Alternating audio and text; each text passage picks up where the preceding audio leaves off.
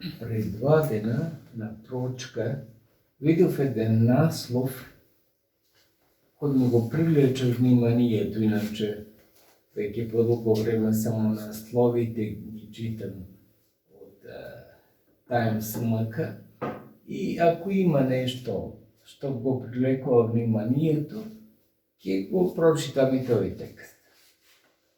А насловот на текстот кој го привлече моето внимание е гревот на проштевањето, објавен во порталот Призма од Звездан Георгиевски. Не го познавам јас човекот, не знам со каков жанр се занимава, што пишува, меѓутоа евидентно дека го привлече моето внимание само со насловот. Кога продолжив да читам, го забележав следново. Пишува израсна сум како и повеќето мои генерацијски исписници во комунистичка традиција, но не сум некој комунист.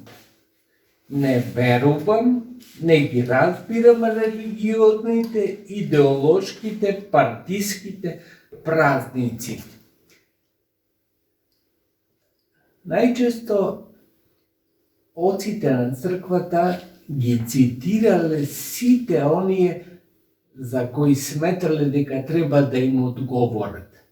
Затоа и јас го зедов текстот во интегрална содржина, за да го цитирам сега потполно и дословно, како е напишано и што сметам дека е несовпадливо со верата на христијаните.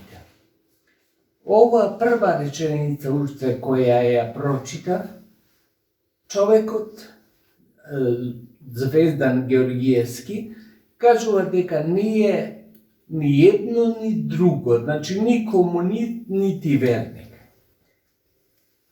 Скоро да не може да замисли човек такво соединение. И ни верува, ни не верува, но еве да оставиме дека негова волја е така да се однесува и да го прифатиме како што е. Меѓутоа, вели, не верувам и не ги разбирам идеолошките, религиозките и партиските празници.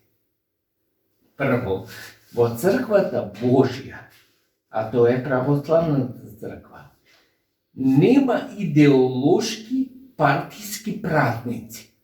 Сите се поврзани со некој настан во историјата кој има значење за еднината. Затоа ги славиме како празници. Значи, празникот нема друго значење ако нема значење за еднината. Нема идеолошки празници во црквата. Може да има во некоја партиска форма, некаде, во некои идеологии, но во црквата никогаш не може да има и да постои, значи, таков празник. Понатаму вели, прочка ја слави покорноста, авторитарноста и статус квото. Прочка ја воспева човековата понизност. Треба ли да се осврнувам на ова кое е толку погрешно што и човекот надвор од црквата ќе ја осети веќе погрешката која ја прави намерно или ненамерно авторот на текстот. Каква покорност може да биде кога најголемиот, највисокиот, понатаму ќе видиме дека приговара господин Звездан Георгиевски дека има такви авторитети, тој прв бара прочка од сите. Значи, јас како епископ сум на врвот на пирамидата. Меѓутоа, прв од сите вас барам прочка. Како може, никогаш како да не бил во црква дотичниот Господин и не видел дека тој што е највисоко на пирамидата, тој прв бара прочка. Значи, не најнискиот, затоа не може да се слави дека, да се каже дека прочка ја слави покорноста, авторитарноста и статус-квото. Напротив, тоа е друго што во црквата велиме, кој е на врвот на пирамидата, треба да биде најдолу од сите. Зашто црквата е превртена пирамида. Сакаш да бидеш најгоре, тогаш служи им на сите. Тогаш ќе се брои и ќе се види колку луѓе можеш да послужиш. А ако сакаш да бидеш најгоре, ако сакаш да бидеш најдолу во базата на пирамидата, тогаш очекувај дека првиот ќе ти служи, ама тогаш ќе бидеш и незначително обележан, значи нема да бидеш прв. И понатаму не ќе имаме време, можеби на целиот текст, да се освртнеме, меѓутоа, затоа што не е ни чудо, вели, што уште од мали нозе ме иретираше празникот сосема погрешно наречен прочка. Па како да биде наречен кога тоа е најважниот чин во животот на човекот, да научи да сожителствува со другите. Тоа е прочка. Може да се сожителствува во овој век и во оној век, ако претходно не се помириме. Ќе има војна не само во овој век, ќе има војни и во оној век. Затоа е потребно да се помириме. Прочка е тоа, во суштина соживот. Ако некој сака да стави авторитарност, а не соживот, голема грешка прави. Затоа што соживот е проштевањето. Проштеваме на другиот и бараме прошка од другиот за да имаме иднина. Може да има иднина, понатаму ќе ви каже Господин Зездан дека ако немало правда, тогаш ќе имало иднина. Што е правдата? Ќе се освртнам и на тоа, веројатно ќе дојде времето. Меѓутоа, може ли да се има иднина без да се има помирување?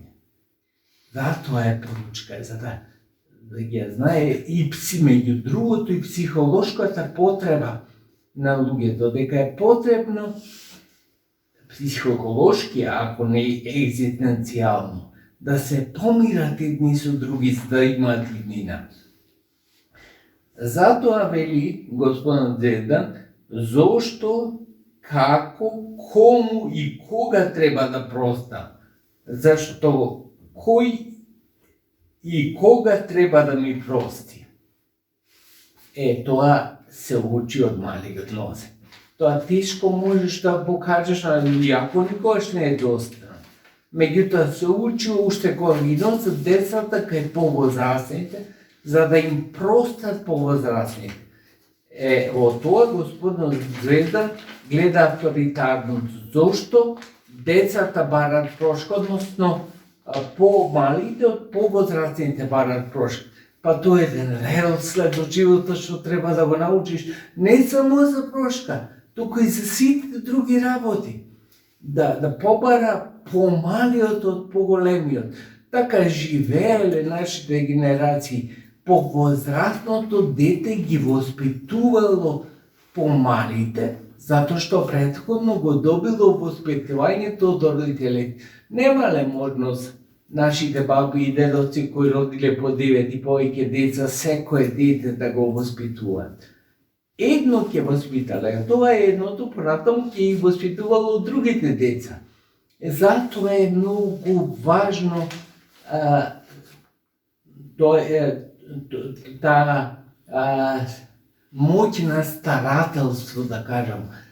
Некој е постар и затоа има поголема почит, затоа што во нормални услови, друго е што ние поминуваме во комунизмот, во ненормални услови, во нормални услови, повозрастниот човек треба да биде поискусен, а заради тоа треба да ја заслужи целата почит на средината. Затоа што некако денес, кога гледате стари луѓе со седа коса и бела брада, псујат како кочијаши. Тоа вистина не да ја заслужува почита. на другите. Иако е тој повозрастен од другите, не ја заслужува почит. Но во едни нормални услови, кога општеството си се градало на вистински вредности, тогаш не може да се случи стариот, повозрастниот, да нема искуство и заради тоа да не ја заслужи почита на другите. Вели Господин Звездан, обичајот е деците, ни вели дека помладите бараат простување од постарите. Зошто? Дека постарите не им сгрешиле на помладите. И тие постарите бараат прошка од уште постарите. И они што е најстар во окружувањето излегува дека е безгрешен. Се во ова што досега го објаснивме е спротивно на ова, затоа што не велиме никој дека е безгрешен. Но, значи дека е некој поискусен. А со тоа ја заслужува поголемата почит од другите. Значи, кога е некој повозрасен, заслужува почит од другите. И така треба да се однесува, така научиле генерации, векови, да така да се однесуваат. Дојде комунизмот и мислеше светот почнува од него. И ни направи нови вредности и сега ќе се раѓаат луѓе кои ќе им бидат критички расположени кон верата, а при тоа не знаат зошто да испитаат, да на место да им е критиката, човек ќе се подразмисли, ќе ја прифати. Ама со вакви текстови, површни крајно, да критикуваш само заради што сакаш да бидеш различен од другите, тоа е безсмислено. Најважната не е традиција, најважната порака на христијаните е проштевањето. Зашто без прошка немаме ни сегашен, ни иден живот. Нема, велија овие во шарената револуција, нема правда, нема мир. Нема проштевање, нема мир. Значи, правдата е многу дискутабилна работа. На едно место се осврнува Господ Звездан на правдата. Меѓутоа, правдата за Звездан, што е, може да биде неправда за другиот. И најчесто така се случува. Па ги гледате вие турските сведи, кои велат, сите сметаат од луѓето дека се прави, велат Господ да ти се освети. Затоа што сметат дека Господ е праведен, а тие се во праведната страна и Господ треба да им се освети. Тоа ви е правдата. Правдата е крајно релативна работа. Едно е правдата за еден, друг е правдата за друг. Сега, кога во такви услови нема правда, велиме нема мир, а сигурно дека не е точно, тогаш што се случува ако не простиме на оној кој не изгрешил? Можеме да сожителствуваме со него. Можеме да делиме иднина со него. Не е возможно. Сигурно, кој длабоко сака да размисли, сака погрешно да размисли, нека си става акценти на правдата која ја нема, ако ја покаже некој правдата, колку години живееме во транзиција, па сите се незадоволни од правдата. Значи, ја има правдата. Очигледно дека ја нема. Меѓутоа, затоа има соживот. Често пати, тоа е прочката, да знаеме, да му прогледаме низ прци на оној кој ни погрешил и намна да ни биде погледано низ прци, зашто знаеме и дека ние не сме безгрешни. Вели Господин Звездан, а детица се такви, какви што се и нема премногу смисла да се бара смисла во нив. Сепак ваквиот обичај од мали нозе не учи дека постојат авторитети над нас, што за разлика од нас, обичните смртници се безгрешни и се морални вертикали што безусловно треба да ги следиме. Зошто? Се прашува. Затоа што се постари од нас? Не, Господин Звездан. Не само затоа што се постари. Се осврнахме и на тоа зашто се постари и треба да заслужат почитта. Меѓутоа, затоа што добро сме го сватиле животот во покаяние. Ние христијаните се каеме, за разлика од другите кои се горди и не сакат, не може ни да го смислат покајанието. Ние христијаните се каеме. Се каеме и зато сме толку подложни, односно толку сме флексибилни по однос на политиката. Затоа што можеме и во едни, и во други, и во трети услови да живееме. Прво, затоа што тоа ни е споредно. Не можеме ние од политиката да направиме најглавна дисциплина. Нашата најглавна дисциплина е да му служиме на Господа. А потоа, дали ќе се снајдиме во општеството во кое што живееме, тоа е втора разредна работа. Може би да се снајдиме, може би и не. И вели Господ Звездан поинаку кажано, прочка не учи да им се клањаме на авторитетите. Тотално погрешно, мислам. Најобично верни, не треба толкување за ова. Кој авторитет постои во црквата? Во црквата постои авторитет кој го викаме Господ. И нема друг авторитет. Сите други го има некое место кое заради управната дејност или заради некоја друга дејност го имаат. Ама која е смислата на авторитетот во црквата, ако тој не му служи на врвниот авторитет на Бога? Ако пак народот открие дека тој кој го замислил авторитет му служи на врвниот авторитет, тогаш ќе му даде почит и сигурно треба да му даде почит. Нашите попови и владиците живееле од рацете на другите, затоа што тие произведувале и јајца, и урда, и не знам, и граф, и им давале на свечените кои знаеле дека се молат за нив. Секој има улога и дејство во животот. И православниот христијанин особено си го знае местото. И не прави идоли. Тоа дури е и против Божја заповед. Не правиме ние идоли од луѓето. Меѓутоа, знаеме да ги почитуваме луѓето. Токму е празник на проштевање, ни дава права вредност за тоа како треба да се однесуваме со луѓето. Вели Господин Звездан, сепак мислам дека единствено правдата може да донесе мир, и духовен, и световен. За ова малку веќе се осврнам. Како може правдата да донесе мир?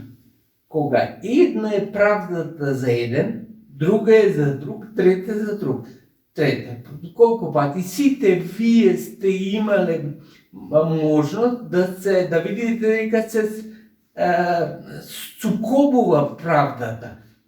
Да еден човек едно е праведно и тој дури бара освета од Бога, зашто другиот му направил нешто лошо. А правдата за тој што, да речеме, ја извршил одредено дејство, е сосема друго дејство. Вели Господин Звездан, уште не сум видел парола, нема прошка, нема мир. Па Господин Звездан, затоа што очигледно не одиш во црква. Затоа не си видел таква парола. Таква парола не треба ни да биде парола, туку сите ние христијани знаеме дека без прошка нема мир. Без правда има мир. Без правда може и да има и да нема мир. Ама без прошка сигурно нема мир. Затоа ѓавол, си спомнувате, неговата најголема грешка е што не се кае за Господа му прости. Сега ќе бидеме на страната на ѓаволот, па да не се каем и да не бараме прошка. Јас мислам дека како христијани не ќе можеме да се согласиме со тоа. И уште една реченица, зашто знам дека изгледа и ја претерав со време, To znači proučka veli Gospodin Dozdan je baranje za oprost od Boga za grevovite na našиот предок.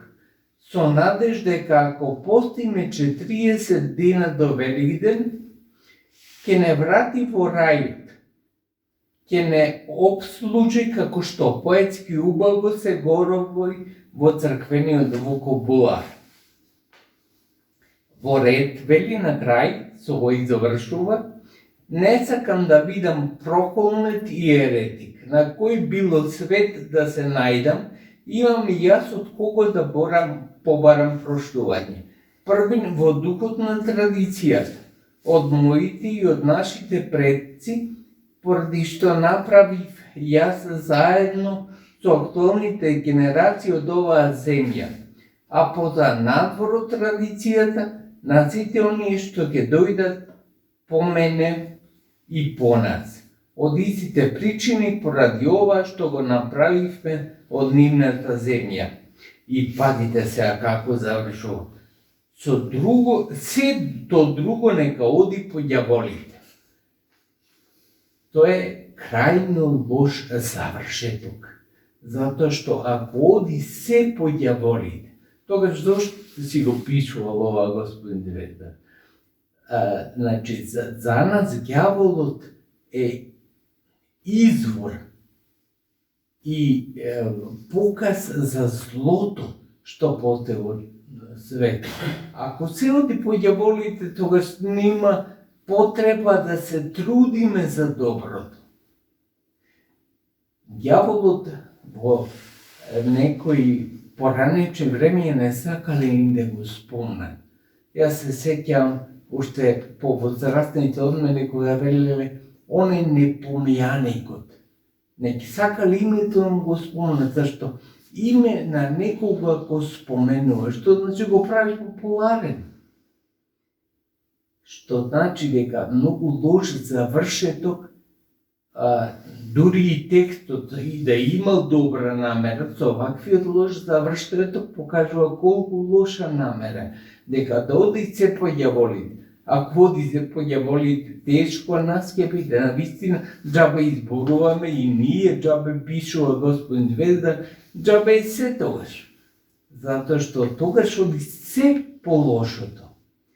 Ете, браќа и сестри, иако имам можда многу да говорам во интерес на сите вас и на времето кое ви го одзему, заради прв пат на овој начин ви се обраќам, меѓутоа ако има обштествени некои случувања кои ќе го заслужат вниманието на повеќето во црквата, сигурно ќе се обраќам.